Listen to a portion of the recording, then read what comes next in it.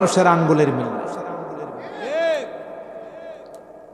এটা তো স্বাস্থ্যমন্ত্রী বানাইছে, হ্যাঁ, এফসিবিএস এফআরসিএস করা ডাক্তাররা বানাইছে, এমবিবিএস ডাক্তাররা বানাইছে। কে বানাইছে? আল্লাহ।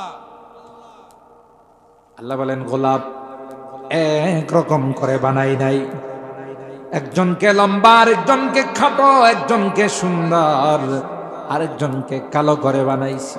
কে বানাইছে? এটার মধ্যে দুনিয়ার কোনো মানুষের হাত নাই। আল্লাহ বলেন আসমানটাকে বানাইলাম, জমিনটাকে বানাইলাম, গোটা আসমানের মধ্যে কোথাও কোনো রকমের পিলার নাই। জোরে বলুন ঠিক কিনা? পারবে দুনিয়ার কোনো মানুষ একটা সামিয়ানা বানাইতে পিলার ছাড়া? কথা বলেন। এ মুসলমান, খুব ভালো করে মনে রাখেন, আল্লাহ পাক রব্বুল আলামিন গোটা আসমানটাকে বানাইছেন, কোথাও একটা পিলারও নাই। জোরে বলুন সুবহানাল্লাহ।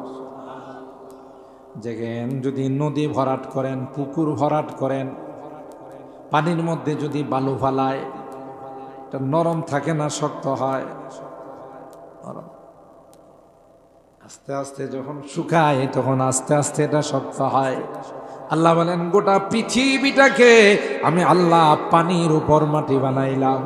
ও বান্দা, তোমাদের চলাচলের মধ্যে সমস্যা হবে, এই জন্য তোমাদের যেন কষ্ট না হয়, আমি আল্লাহ বিভিন্ন জায়গাতে বড় বড় পাহাড় বানাই দিলাম। পাহাড় কি ভূমিমন্ত্রী বানাইছে? যে মন্ত্রীর দায়িত্ব আছে জমি জমা রেজিস্ট্রেশন করা ইত্যাদি, এই মন্ত্রী বানাইছে? কে বানাইছে? আল্লাহ। কোন জায়গাতে বালুর পাহাড়, কোন জায়গাতে পাথরের পাহাড়, কোন জায়গাতে মাটির পাহাড়, কে বানাইছে? আল্লাহ বানাইছে। সুবহানাল্লাহ। আল্লাহকে এই দিন একটু চিন্তা কর। তুমি যখন দুনিয়ার থেকে যাবে কবরে জিন্দেগিতে, তখন প্রথম প্রশ্ন হবে মারলাম। আরবিতে প্রশ্ন হবে, আরবিতে জবাব হবে। যে আল্লাহ বাংলাতে কথা বলাইতে পারেন, সে আল্লাহ আরবিতেও ক্ষমতা আল্লাহর আছে না? আল্লাহ কথা বলাবে, বুঝার শক্তি দিবে, যিনি শুনবে সেও বুঝবে, বলতেও। প্রথম প্রশ্ন হবে মান রব্বুক, তোমার রব কে? যারা ঈমানদার নেককার, যারা কষ্ট করে নামাজ পড়ে রোজা রাখে, কোরআনের মাহফিলের মধ্যে আসে, সাথে সাথে বলবে রব্বি আল্লাহ, আমার রব আর কেউ নয় রে, আমার রব হলেন আল্লাহ। দ্বিতীয় নাম্বার প্রশ্ন হবে ওমা দীনুক, তুমি কি হিন্দু ধর্মের ছিলে, নাকি বৌদ্ধ ধর্মের ছিলে, নাকি খ্রিস্ট ধর্মের ছিলে, নাকি ইহুদি ধর্মের ছিলে? কোন ধর্ম ছিলে? তোমার ধর্মের নামটা কও। যারা মুসলমান আমরা সুজা বলে ফেলবো দীনিয়াল ইসলাম। কি বলবো? আমাদের ধর্ম হলো ইসলাম। তিন নাম্বার প্রশ্ন করবে ওয়ামান হাদার রাজুলুল্লাযী বুইসা ফীকুম। প্রত্যেকটা ইমানদারের কবরের সঙ্গে রওজায়ে পাকের কানেকশন হয়ে যাবে, রওজায়ে পাকের সম্পর্ক হয়ে যাবে। ইশারা করে বলবে চিননি রে, তিনি কে রে? একটা আবার তাকাইয়া দেখ। আল্লাহর কসম, যারা পয়গম্বরের সুন্নতের অনুসরণ করছে, আল্লাহর পয়গম্বরের দিন যারা মানছে, তারা দেখতে দেরি হবে আর বলতে দেরি হবে না, তিনি আর কেউ নন, তিনি হলেন আমার প্যারা নবী মুহাম্মাদুর রাসূলুল্লাহ সাল্লাল্লাহু আলাইহি ওয়াসাল্লাম। এবার ফেরেশতারা বলবে ওকে, ঠিক আছে, তোমার ইমিগ্রেশন পরীক্ষায় তুমি পাস। সুবহানাল্লাহ বলে। রেজাল্ট দিতে দেরি হবে, আসমানের মালিক ডাক দিতে দেরি হবে না। ওয়ানাদা মুনাদিন মিনাস সামা আন সাদাকা আবদি, আমার বান্দা আমার বান্দি ইন্টারভিউর মধ্যে 1 নাম্বার করছে। সুবহানাল্লাহ। ফেরেশতাদের আল্লাহ ডাক দিয়া বলবে, ফেরেশতারা, এই আনন্দপুরের মানুষ, চাঁদপুরের মানুষগুলো বড় নিষ্ঠুর রে, বড় নির্দয় রে, বড় পাষাণ হৃদয়ের মালিক। এরা তাদের আপনজন কি শীতের মধ্যে মাটির নিচে কোনো বিছানা দেয় না, গাই কোন রকমের কোনো লেপ তুষক দেয় নাই। কথা বলুন ঠিক না? খালি মাটির মধ্যে তাকে শোয়াই দেয়া চলে গেছে। তাই দেরি করো না, আমার বান্দা পরীক্ষায় যেহেতু পাস, আমার বান্দাকে জান্নাতি গালিচা বিছাই দাও।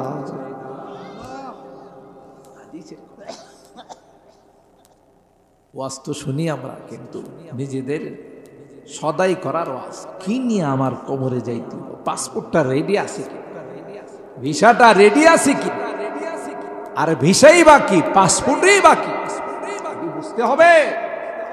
আর এটি বুঝার জন্য এই সকল দিনের মাহফিলগুলো বসে আমার কাছ থেকে মনে করেন 1 ঘন্টা কিচ্ছা শুনবেন, মাশাআল্লাহ। আমিও যদি শুরু করি আপনারা 3 ঘন্টা উঠবেন, বলবেন জি জি মজার ওয়াজ করছে, কিন্তু এতে আপনি পাইলেন কিচ্ছা কাহিনী শুনে চলে গেলেন। কিছু সঙ্গীত শিল্পী আইসা আপনাদেরকে কিছুক্ষণ ওয়াজ করলো, কিছুক্ষণ সঙ্গীত শোনাইলো, আপনার কি পাইলেন? এখানে যে কষ্ট করে শীতের মধ্যে বসে রইলেন। আল্লাহ তো বলেন যে তুমি তোমার পরকালের সামানটা ব্যাগে থুইছো কিনা দেখো, তোমার পরকালে যাওয়ার প্রস্তুতি আছে কিনা, রেডি হইছো কিনা দেখো। এই জগতের পরেই তো কবরের জগৎ। কবরের জগৎটা বড় কঠিন জগৎ। হযরত উসমান ইবনে আফফান রাদিয়াল্লাহু তাআলা আনহু, যাকে যিন্নুরাইন বলা হয়, 2 নূরওয়ালা, আল্লাহর হাবিবের 2 মেয়েকে একজন মারা যাওয়ার পর আরেকজনকে বিয়ে করেছিলেন। এই জন্য তাকে 2 নূর পয়গম্বরের 2 জন কলিজার টুকরাকে বিয়ে করেছেন। আল্লাহর নবীর 2 জন জান্নাতি মেয়েকে বিয়ে করেছেন। এই জন্য উসমান ইবনে আফফানকে যুন্নুরাইন বলা হয়। আল্লাহর হাবিব এত ভালোবাসতেন উসমানকে, ডাক দিয়া কর, আমার যদি আরেকটা মেয়ে থাকতো রে, উসমানের মতো এত নেককার জামাইয়ের কাছে আরেকটা মেয়ে বিয়ে দিত। উসমান ইবনে আফফান অনেক ধনী সাহাবী ছিলেন, নিজের সম্পদ সব আল্লাহর রাস্তায় বিলিয়ে দিয়েছেন। বুখারী শরীফের মধ্যে আসে, সাহাবায়ে কেরাম পানি পান করার জন্য কিছু পান না। ইহুদির একটা কুয়া আছে, 400 দিরহাম দিয়ে কিনা লাগে। ও ভাই, তখনকার 400 দিরহাম এখনকার 400 কোটি।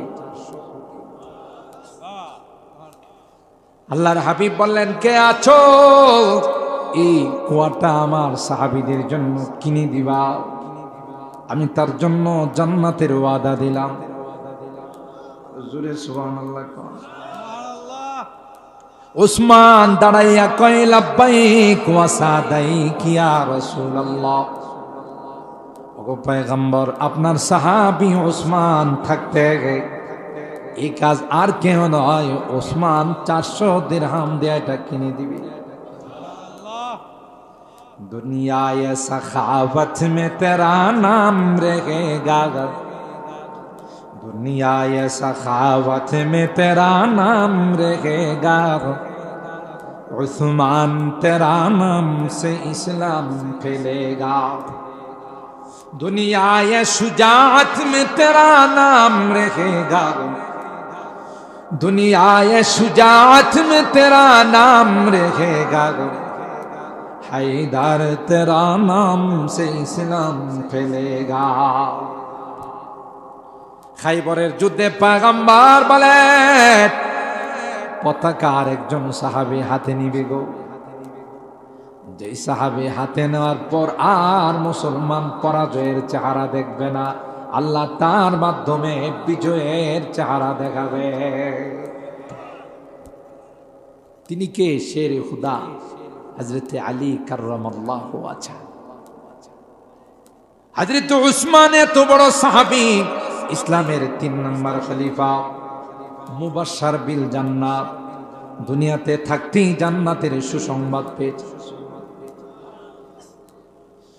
হযরত উসমান যখন গুরুস্থানের পাশে যান, উসমানের কান্না ধরে রাখতে পারেন। উসমান কান্দে রে, চোখ দিয়া পানি পয়রা, গাল ভাসে, দাড়ি ভিজে, পানিগুলো টপ টপ করে পড়তে থাকে। সাহাবায়ে কেরাম বললেন, উসমান, জান্নাতের আলোচনা হয়, জাহান্নামের আলোচনা হয় রে উসমান, তোমাকে এত কান্দে দেখি। উসমান, কবরস্থানের কাছে গেলে তুমি এত কেন কান্দো? হযরত উসমান ইবনে আফফান বলেন, এ সাহাবীরা রে, আল কবর ইন্নাল কবরা আউয়ালু মানজিলিন মিন মানাজিলিল আখিরা, পরকালের যে ঘাটিগুলো শুরু হবে রে, যেখানে চেক শুরু হবে, যেখানে প্রশ্ন শুরু হবে, প্রথম ঘাটি হলো, প্রথম চেক পোস্ট হলো কবর। কবরে ইমিগ্রেশনের ফেরেশতার কাছে যদি আমি ধরা পড়ে যাই, তাইলে বাকিগুলো আমার জন্য কঠিন হয়ে যাবে। আর যদি এখানে পার পায়া যায়, বাকিগুলো আমার জন্য সহজ হয়ে যাবে। আমি জানি না আমি কবরে ধরা পড়ব না ছাড়া পড়ব। এই জন্য কবর দেখলে আমার কান্না আসে রে, আমি নিজেকে কন্ট্রোল করতে পারি না। ও ভাই, নবীর সাহাবী উসমান ইবনে আফফান, ইসলামের 3 নম্বর খলিফা, আল্লাহর পয়গম্বরের 2 মেয়ের জামাই, জান্নাতি সুসংবাদ প্রাপ্ত সাহাবী উসমান যদি কবর দেখলে কান্দে, তাইলে আমার আপনার কি অবস্থা হবে? জোরে কোন সুবহানাল্লাহ। উসমানের যদি অবস্থা হয়, তাহলে আমার আপনার কি অবস্থা হবে? হযরত আবু বকর গাছের ঢালে যদি পাখি বসা দেখছে, পাখির দিকে তাকিয়া আবু বকর কাঁদতো আর বলতো, ইয়া লাইতানি কুনতু আখরাসা ইল্লা আন যিকরিল্লাহ, আল্লাহ, আমি যদি পাখিটার মতো হয়ে যাইতাম তাইলে কত ভালো হতো। এই পাখিটার কোনো হিসাব নাই, আমি আবু বকরের হিসাব হবে রে, আমি আবু বকরের জীবনের হিসাব নিকাশ দিতে হবে। সুবহানাল্লাহ। জমানা বয়ক হালে রহতা নাহি, জমানা বয়ক হালে রহতা নাহি, গুज़िश्ता ज़माना फिर आता नहीं, गुज़िश्ता ज़माना फिर आता नहीं। ও ভাগ, যাই দিন আর কোনোদিন ফেরত আসে। 2023 সনকে আর কোনোদিন পাওয়া যাবে? 24 সন শুরু হয়ে গেছে, 24 যাবে রে, 25 যাবে। জামানা কাল তার গতিতে চলতে থাকে। 24-এ আমি থাকবো না, 25-এ উমুক থাকবে না, 26-এ উমুক থাকবে না, কিন্তু জামানা তার গতিতে চলতে থাকবে। मौत जिस दिन आ गई मुर्दा की हालात क्या हुई, मौत जिस दिन आ गई मुर्दा की हालत क्या हुई, रूह तन से उड़ गई मुर्दा की हालत क्या हुई। আমার এই পিঞ্জিরার থেকে, খাসার থেকে পাখিটা যখন উড়ে চলে যাবে, কি হবে? আমার আশপাশে মানুষগুলো কাঁদবে, হায় হায়, আমার সন্তানদের আর্তচিৎকারে আকাশ বাতাস ভারী হয়ে যাবে। বন্ধু বান্ধব আত্মীয় স্বজনের কান্নায় কান্নার রুল পড়ে যাবে, কিন্তু আমাকে কেউ রাখতে ঠিক না? ঠিক। मौत जिस दिन आ गई मुर्दा की हालत क्या हुई, रूह तन से उड़ गई है, मुर्दा की हालत क्या हुई। ওই তুই অতীতের ইতিহাস তালাশ করে দেখো, অতীতের ইতিহাস তালাশ করে দেখো। কারণ ছিল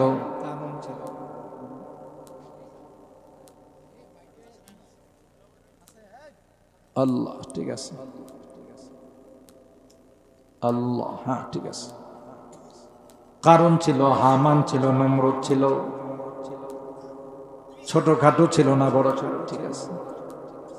পাওয়ারফুল ছিল না, শক্তিশালী ছিল না, আছে না গেছে। কুজা কারণ, কুজা ফিরআউন, কুজা নমরুদ, শুধু হামান, কুজা আশাউকতে শাহ, কুজা তখতে সুলাইমানি। कैसे कैसे ताजदारा बादशाह चल बसे, ओ खजीना बाला खाना शान शौकत क्या हुई। সব চলে। মোহতারাম হাজিরি, সময় শর্ট, আমি শব্দটার উপর আলোচনা শুরু করছি যে আজকের এই মাহফিল আনন্দপুর উত্তরপাড়া হিজবুল্লাহ অত্যন্ত চমৎকার একটি, অত্যন্ত সুন্দর একটি শব্দ। পৃথিবীতে আমরাও চাই কিয়ামত পর্যন্ত আল্লাহর দলের হয়ে থাকবো, ঠিক না বেঠিক? কার দলের হব না? বলুন বলুন, কার দলের?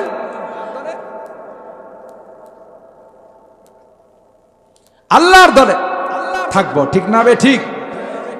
কারণ নয়, শয়তানের দলের নয়। কারণ শয়তান জান্নাতে যাবে না জাহান্নামে? বলেন, শয়তান কোথায় যাবে?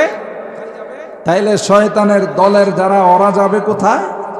যারা নামাজ পড়ে না, রোজা রাখে না, হালাল খায় না, হারাম খায়, জুয়া খেলে, মদ খায়, আছে না নাই? ওরা কার দলে? বলেন বলেন, কার দলে? যারা নামাজ পড়ে, রোজা রাখে, আল্লাহ বিল্লাহ করে, হালাল খায়, হারাম খায় না, আল্লাহর হুকুম মানে, নবীর তরিকা মতো চলে, এরা কাদের দল? কোরআনে আল্লাহ বলেন, আল্লাহ ইন্না হিজবাশ শাইতানি হুমুল খাসিরুন। শয়তানের দলের যারা হবে তারা চিরকালের জন্য ক্ষতিগ্রস্ত হয়ে যাবে। কে বলছে? আল্লাহ, ইন্না হিজবাল্লাহি হুমুল মুফলিহুন। আর যারা আল্লাহর দলের হবে, আল্লাহর কথা মতো চলবে। আল্লাহ বলেন, দুনিয়ার জিন্দেগিটা আমার কথা মতো চলো, আমার পয়গম্বরের তরিকা মতো চলো, পরকালের জিন্দেগিটা তোমার মতো করে তুমি চলবা, তোমার কোনো কিছুর অভাব হবে না, ঠিক না বেঠিক? আমি ধন্যবাদ জানাই, মোবারকবাদ জানাই আমার এই যুবকদেরকে, যারা এই সংগঠনের এই সুন্দর নাম দিয়ে আজকের এই সুন্দর আয়োজন করেছেন। আল্লাহ আমার এই যুবকদেরকে জান্নাতি যুবক হিসাবে কবুল করুন। আরো জোরে বলুন আমিন। এরা যেন সামাজিক